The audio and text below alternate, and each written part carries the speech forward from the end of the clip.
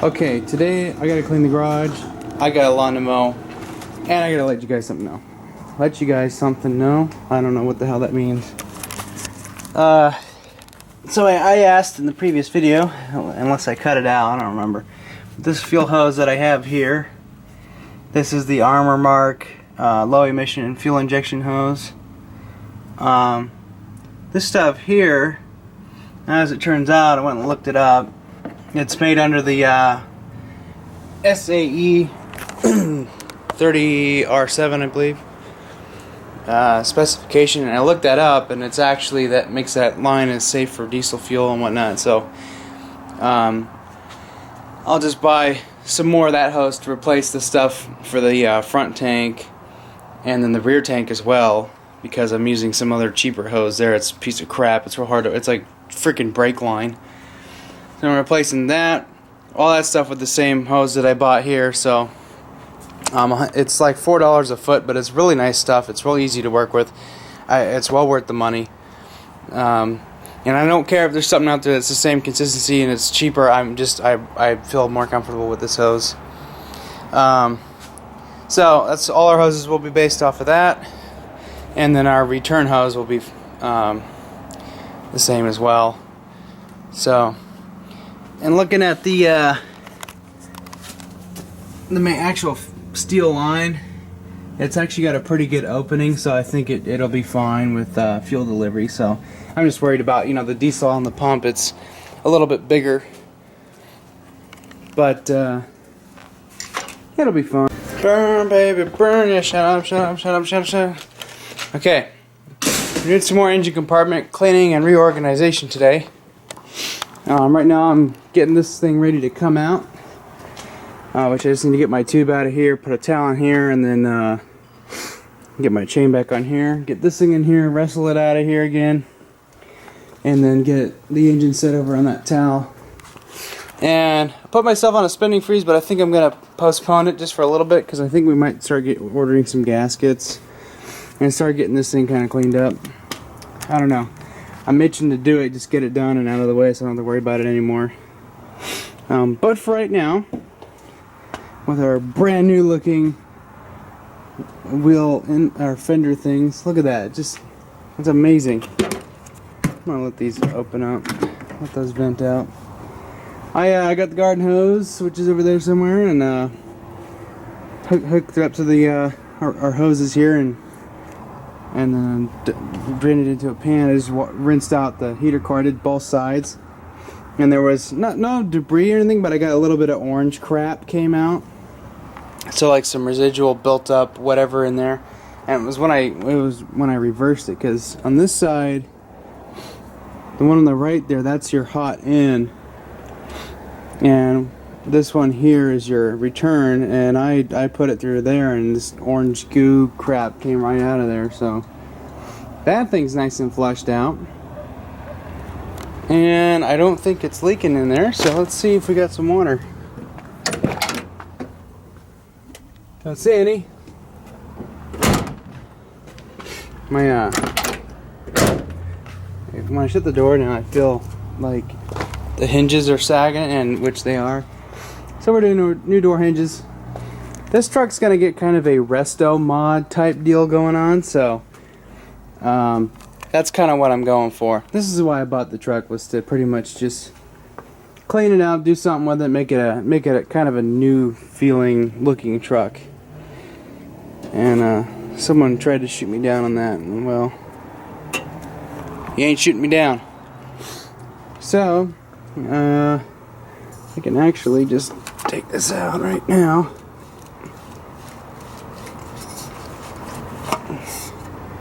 Pump right out of there. I'll set this aside. And I do need to get a turbo rebuild kit for it, because we want to have new bearings and seals in there.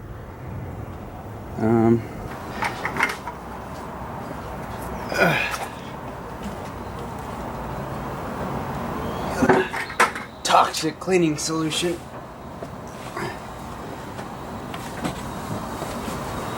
We got our 4BT out of here.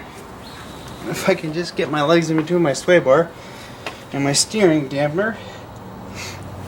I've got the cross member right in between my legs. Or I can actually sit on it like those guys at their Chevys do. Except I don't believe in sitting in the fender well. So, this is actually really uncomfortable. Oh, we're down, we got our soap here, and we're just cleaning. Why? Because I can get in here and do it, and I'm bored. Why don't you go to the bar? Pick up some chicks. I'd rather do this. Yeah, let's get in there. Just real lightly. I need to pop out this automatic tranny shifter crap. No longer necessary. If I was going forward drive, I was going to utilize it to shift the transfer case. Okay, but we're keeping this two-wheel drive to keep it lightweight, because I want to get the best gas mileage I can possibly get out of this thing. My ass is working great. See, this is a piece of cake. When I was at International Paper and I had to do this kind of cleaning, it was just stuff that was like baked on. It was like gnarly, like you almost needed like acid to get it off there.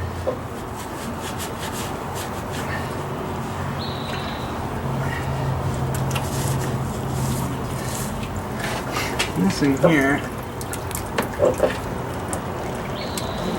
isn't even pulled all the way through. There we go. That'll seal up and we'll get water in there.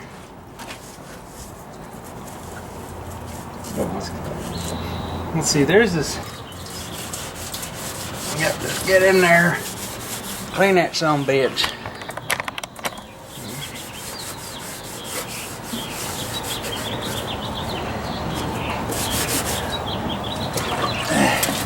Yep, back. You gotta break your back.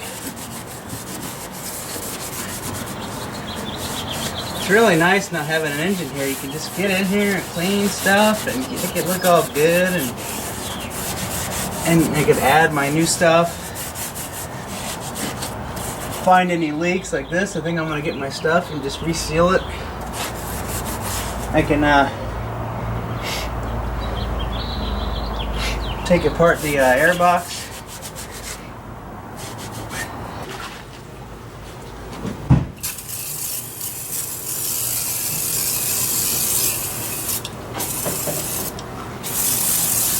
Yeah.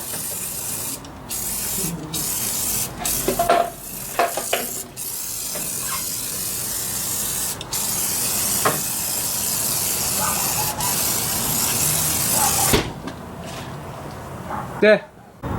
Alright, when you have your engine and everything out of here, it makes it real easy to get a pickle fork right in here and grab yourself an 8-pound sledge and just smash that thing in there, and I popped that out of there real good. We couldn't do that with the S10 the other day, and there's no room to swing. You have to take the engine out. But we used a puller on that idler arm in the last video, and that worked pretty good actually. We got it on there just right. So I got that nut back on there. It's kind of okay, but you know what? When I get the new steering gear, all this junk, the steering junk here, this is all going. I'm getting brand new, and I'll probably get me a different steering dampener. This is a Gabriel one from AutoZone. It works pretty good, but I think I'm gonna get something. I just want to have something new and shiny, and I'll get a new hardware kit, and then I'll sell this to Adam. He can have it for $30. So we need to get the steering gear. I've already broken this loose. It's a 10mm, and then this now moves freely, so it can slide out of there. So on this side of the frame, under here, there's 3 bolts. Let's see if I remember what side. I think it was 11/16, 5/8, 5/8. Now let's just see if we can get it with this. What I'm going to do is I'm going to loosen, get this one where it wants to, ready to come out. And then, but I'll just leave it in there for the meantime.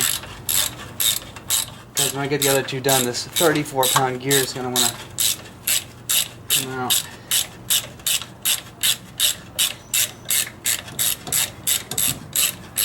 I'll just get it out all the way in, but then just throw it back in and then partially thread it in. I think we're going to be cleaning up this bolt. Oh yeah.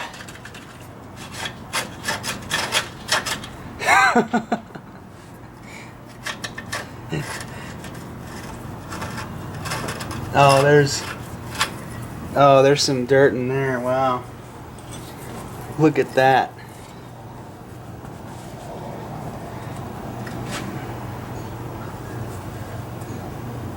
So let me just clean the threads out of that.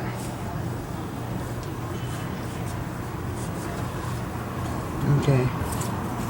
There's like dirt down in there. It's in a little collar thing. I'm gonna clean that out. Once we get the steering gear out, clean it out. Blow it out with compressed air.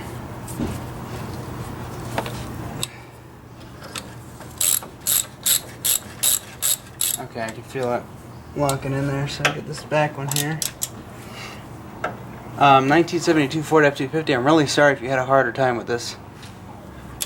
I've never taken this gear out, and it's never been out of this truck. This is original.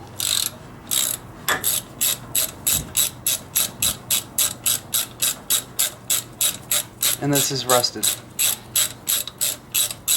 I think it's down here.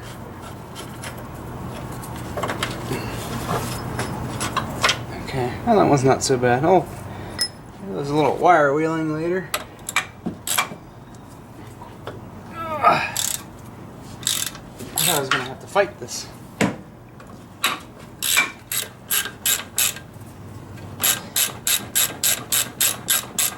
Luckily they put a coarse thread on it, not a fine thread. Those fine thread ones are killers. I guess the coarse thread could be killers too, it doesn't matter. I'm just kind of supporting it so it doesn't bind.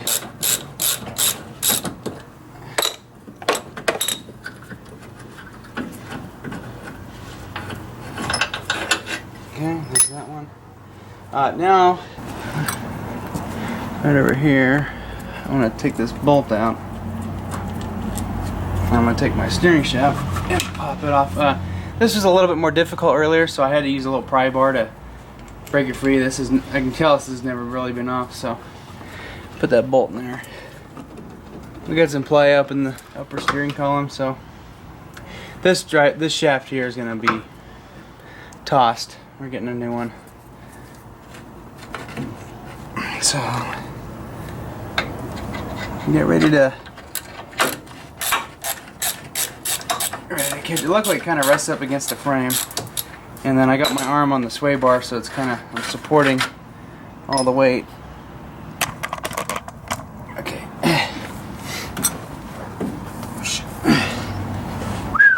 Oh.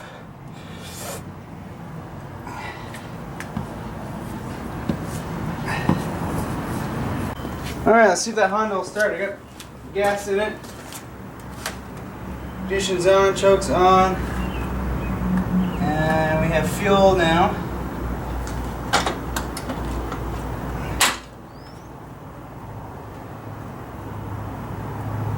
I don't like these little clamp things they got on here. I'm scared.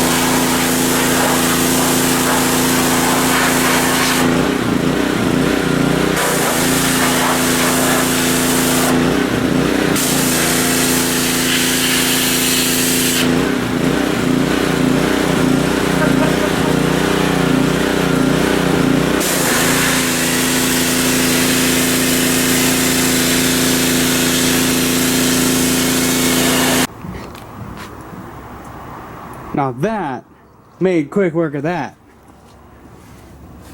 Did I miss a spot? Oh, I did. Oh, I gotta go back over it again. Oh, I'm screwed. I'm not gonna get hired on. I blew all that out. Looks like there's just a little bit right here where the stuff just needs to be kind of scraped out. It's real caked on there. But for the most part, I'll probably hit it one more time, see what happens. But look at that. Look at the brake lines. They're like brand new, except for that one spot. I couldn't get it. Oops. Not my problem. Oh man, I'm a mess. I'm wet. Wow. I got that clean. It actually took some paint off. I actually think, yeah, it took some paint off. That's cool. That's what bare metal on a Ford frame should look like.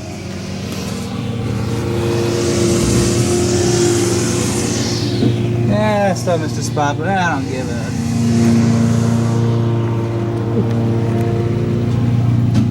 Alright, nice. I grab that speedometer and wipe that off. I'll get in there some other time and take care of that.